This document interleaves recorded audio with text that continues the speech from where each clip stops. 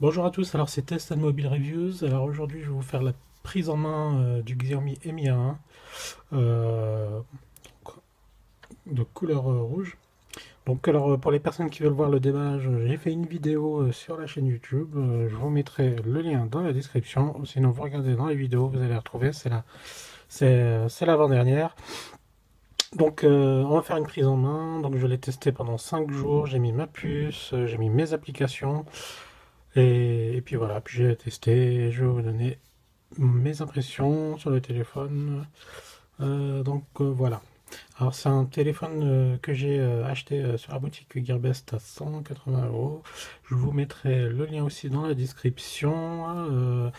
Donc passez par le lien d'Eric parce que moi j'ai pas d'affiliation sur Gearbest. Alors, on va faire le tour du propriétaire. Donc avant, alors c'est un téléphone qui est sous Android One, je vais y arriver. Donc il ressemble étrangement au Mi 5X. Sauf que le Mi 5X, en fait, il a la surcouche Mi 9 et, et il a aussi, il n'a pas la B20. Alors que celui-là, il a la B20 et par contre, il est sur Android stock. Sinon, le reste, c'est la même chose. Batterie de 3080 mAh. Charge rapide. Au niveau de la charge rapide, on- je mets à peu près 1h45 pour le recharger à 100%. Concernant l'autonomie, je tiens une journée complète, voire une journée et demie si on ne pose pas le bébé à fond, hein. C'est sûr, si vous regardez des jeux, il faut jouer au jeu. Et vous regardez des vidéos, vous mettez GPS, par exemple du Periscope, du Snapchat, etc. Vous tiendrez la journée sans plus. Voilà. Donc on va passer, on va faire le tour du propriétaire. Alors c'est un téléphone en métal, unibody, la batterie ça ne s'enlève pas. Les qualités de finition, franchement, j'ai gravement été surpris, hein. Pas de jeu dans les éléments, tout est bien fini en fait. Il n'y a rien à dire. Franchement, au niveau du design, c'est le top du top. Alors, on va commencer par la tranche là. Vous avez un bouton on/off, volume plus moins, le lecteur d'empreintes digitales. Donc c'est pas le lecteur d'empreintes le plus rapide hein, du marché. Mais bon voilà, il fait le job, pas de souci. On va dire il s'allume au bout d'une seconde. Alors que vous avez d'autres téléphones, une demi-seconde et tac. Par exemple le Honor qu'il a testé Eric, c'est le plus rapide. Enfin surtout les Huawei et les Honor, les capteurs d'empreinte sont plus rapides. Donc voilà. Alors du coup, on va passer sur les caméras arrière. Donc c'est un double 12 mégapixels, 2 fois 12 mégapixels. Alors le premier capteur, il ouvre à 2.2 et le deuxième, alors c'est un zoom optique x2 et il ouvre à 2.7. Donc là vous avez le dual flash, double ton. Euh, Là vous avez le logement double SIM, soit une SIM, soit la micro SD double SIM, deux SIM, deux nano SIM, excusez-moi. Là, vous avez l'haut-parleur, de très bonne qualité, super puissant, même des fois, des fois il est, ouais, on l'entend à 2 mètres. Sinon, USB Type C, deux microphones, la jack 3 mm, 3,5 mm. Très bonne nouvelle, ils l'ont mis en bas, alors que dans les principaux Xiaomi sont en haut. Moi, j'aime pas du tout. Je préfère plus que la jack soit en bas. Sinon, vous avez le logo ici, Mi, et puis Android One, et les antennes qui sont super bien cachées. On va faire le focus, je vais essayer de faire le focus. Voilà, ils sont super bien cachés, hein. C'est pour laisser passer les ondes, les antennes radio. et là aussi. Donc voilà, pas un léger jeu au niveau des boutons, mais rien de grave. Donc du coup, hop. Ah oui, à l'avant, j'ai oublié, à l'avant il y a un capteur, capteur de 5 mégapixels, haut-parleur, capteur de proximité, de luminosité, euh, et en bas les touches rétroéclairées. Voilà. Ah oui, une chose, j'ai oublié, en fait, vous avez sur la tranche du haut le capteur infrarouge et le micro pour l'anti-bruit. Enfin, donc voilà. Alors, j'avais aussi oublié, le téléphone est super glissant. Donc voilà. Il est, voilà, c'est super glissant, donc du coup, coque obligatoire. Je l'ai fait déjà tomber 2 fois, heureusement qu'il ne s'est pas brisé. Mais le téléphone est super glissant. Alors concernant l'écran, c'est une dalle IPS, du type IPS, Full HD 1080p, de très bonne facture. J'ai rien à dire de plus. Au niveau des angles de vision sont excellentes, il n'y a pas de problème. Tout est, tout est bien calibré, hein. Par contre, dans les options, on peut pas, on peut pas changer la résolution. Enfin, pas la résolution, mais je veux dire, si vous voulez un ton plus chaud, plus froid, etc. Il est juste calibré comme l'a fait Xiaomi, enfin sur le téléphone, et voilà, on peut pas changer, hein. C'est pas comme sur Mi 8, sur Mi 8 9, sur la surcouche de Xiaomi, où on peut changer les tons de l'écran. Mais bon, franchement, il est super bien calibré, il n'y a pas besoin de bricoler dessus. Il y a juste un truc en niveau à l'extérieur, quand il y a beaucoup de lumière, beaucoup de soleil, la lisibilité on voit un peu moins, hein. C'est un peu difficile à voir à l'écran, mais bon, rien de bien méchant. Je vais y arriver. Alors, on va aller voir le système d'exploitation. Donc, vous avez dû vous apercevoir que c'est de l'Android de stock. Donc, c'est la version 8.0 Oreo. Donc, il y a la petite pierre qui va avec. On va s'amuser un peu. Sinon, autre chose, donc, comme c'est de l'Android stock, donc on recevra les mises à jour en temps et en heure. On n'attendra pas des semaines et des mois comme certains constructeurs.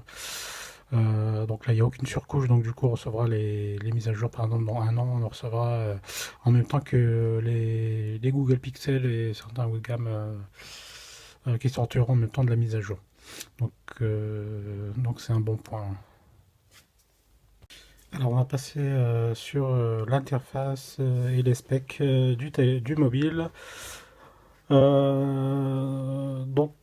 un téléphone qui tourne sous un processeur Qualcomm. Je vais vous faire montrer. Donc il tourne sur Android 8.0 comme je vous ai fait montrer. Le processeur c'est un 625 avec un GPU de Adreno 506. Donc la résolution c'est un 1080p. Les photos arrière, comme je vous ai dit, c'est 2 x 12 mégapixels. Donc la RAM, c'est un 4 Go de RAM, 64 Go de ROM. Donc là, je vous ai dit, c'est un 8 coeurs cadencé à 2,1 GHz. Donc l'écran, c'est un 1080p. L'écran, c'est un 5 pouces, 5,5 pouces. 480 dpi. Donc la batterie c'est une 3080 mAh. Donc voilà, il n'y a pas le NFC, donc un 4G, tous les capteurs. Donc je vous laisse regarder. Fréquence cardiaque n'est pas pris en charge, sinon capteur de lumière, d'accélération, etc., etc. Capteur de pression n'est pas pris en charge, capteur d'humidité, bon ça c'est... voilà. Au niveau de l'Antutu, donc il fait 61 224 pour les gens qui veulent voir le classement. Donc, voilà.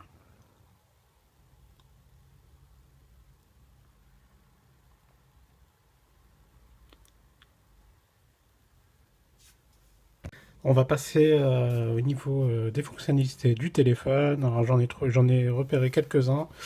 Le premier, alors c'est le pseudo 3D Touch. Donc vous appuyez en appui long, faire le focus. Donc là sur le bon coin, j'appuie un appui long, donc il fait rechercher, déposer une annonce, gérer mes annonces, messages, etc. Sur Twitter, donc chercher, nouveau tweet, nouveau message, scanner le QR code, je comprends pas. Donc vous appuyez, tac. Donc voilà. Et là, vous pouvez envoyer un tweet. Donc ça marche bien. Sinon, ça marche pas dans toutes les applications. Là, par exemple, dans Message, bon, voilà, Message, appel, nouveau contact. Bon, ok. Sur appareil photo, filmer une vidéo et prendre un selfie. Bon. Il y a des applications, ça marche. Il y a des applications où ça fait rien. Ça fait juste info sur l'application. Mais vous pouvez gérer les notifications, autorisation, puis là le stockage, voilà. Puis là c'est info sur la batterie, enfin info sur l'application. Donc la deuxième fonctionnalité c'est de scinder l'écran en deux. Donc on va dans le multitâche. Donc on fait ça, on fait un appui long. Donc là, voilà, là. Puis là je vais prendre Twitter par exemple. Enfin attendez, hop, ça. Je vais prendre YouTube, Spotify. Voilà.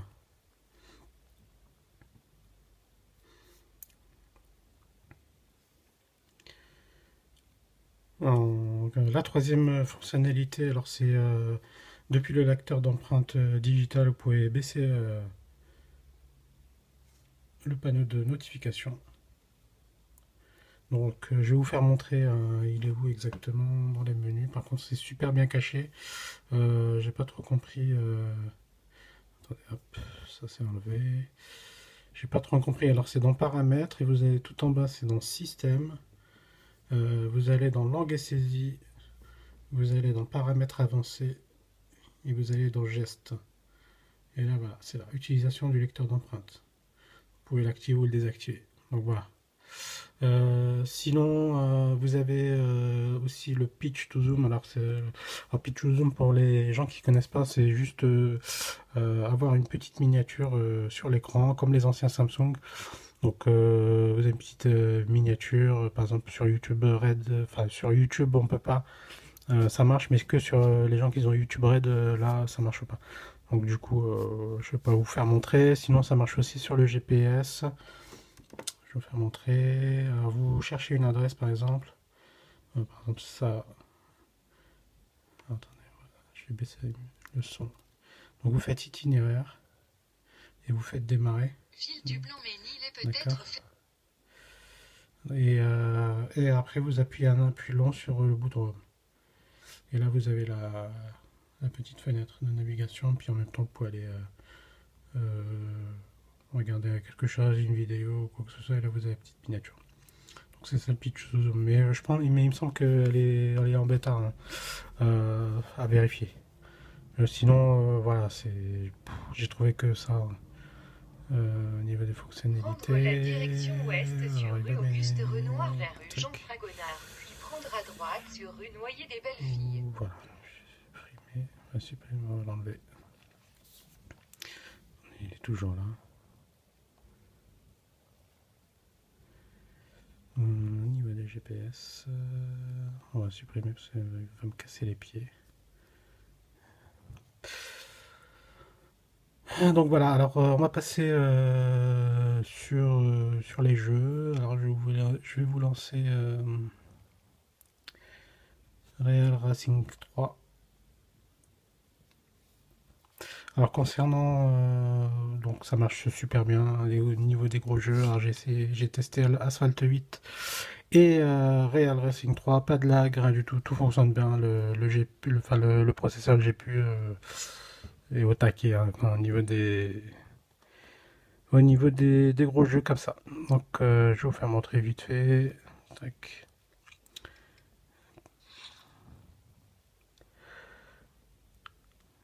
Tac, course.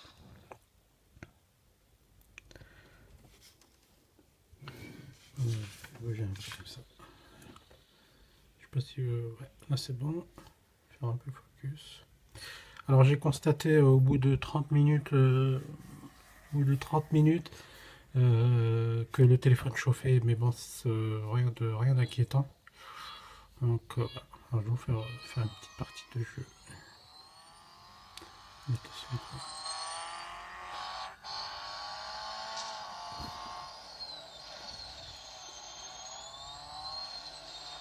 Voilà, je sais pas jouer au jeu, mais juste pour vous faire montrer qu'il n'y a pas de lag.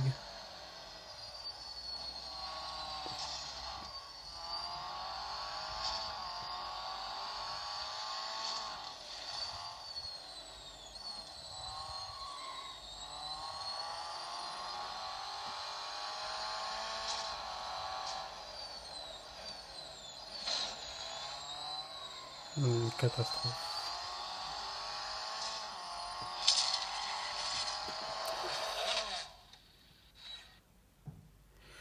Ouais, donc comme je vous ai dit, pardon, excusez-moi, que le téléphone chauffe un peu, mais bon, rien de bien méchant.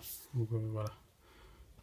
Alors pour finir le test du MI1, donc on va passer sur la photo. Donc je vais vous commenter mes photos que j'ai prises.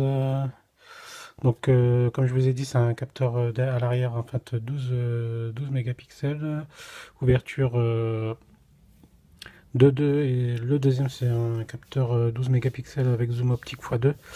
Par contre lui il ouvre à 2.7. Donc voilà. Donc alors, je vais vous faire montrer des vidéos, enfin des photos et je vais vous commenter. Voilà. Donc le téléphone fait de super belles photos quand c'est un sujet, enfin quand vous photographiez un sujet de près.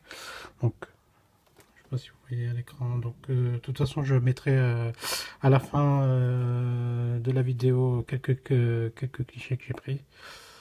Donc quand vous faites une photo d'un sujet de près, donc c'est nickel, tout est bien détaillé. Par contre, quand vous zoomez un peu, on perd en détail, hein. Donc voilà. Sinon, j'ai aussi constaté que en fait, il brûlait les photos au niveau de quand il y a trop de lumière. Par exemple là, il brûle trop les lumières. Vous voyez, comparé à l'application du Google Pixel, enfin, on voit quand même les nuages. Voilà ici que c'est nuageux un peu, vous voyez. Mais là, par contre, ça n'a pas brûlé le haut. Alors que là, sur la deuxième, vous voyez, là on voit même plus les nuages et tout ça a carrément été brûlé. Sinon, au niveau des détails sur l'autre application, franchement, cette application là du Google Pixel, c'est juste ouf.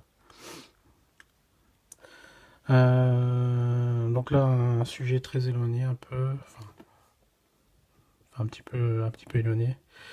Vous voyez, quand vous zoomez, vous perdez en détail. Vous voyez tout de suite la limite. Donc, si vous voulez partager sur Twitter ou les réseaux sociaux, bon, ça passe, mais après, c'est pour faire du tirage ou quoi que ce soit, laissez tomber. Donc voilà. Sinon, yes, voilà.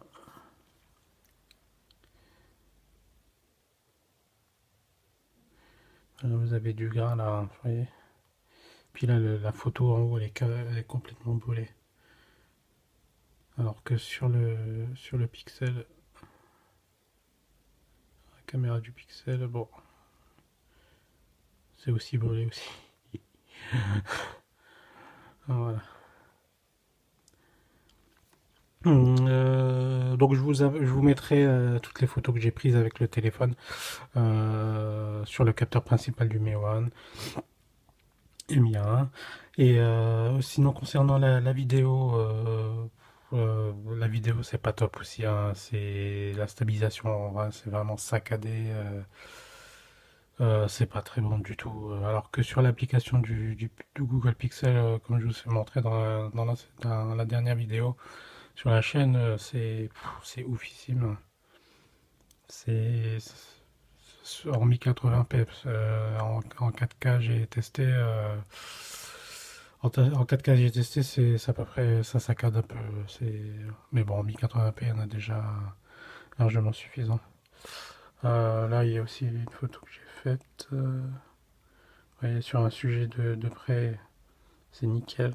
Mais après, dès qu'on zoome sur la photo, on perd en détail. Vous voyez. Concernant les photos de nuit, je vais essayer de trouver une photo de nuit. Voilà.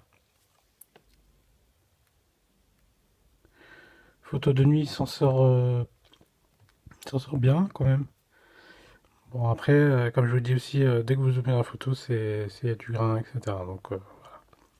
Donc je vous mettrai tout ça. Donc voilà, bah, j'ai fait le tour du mobile.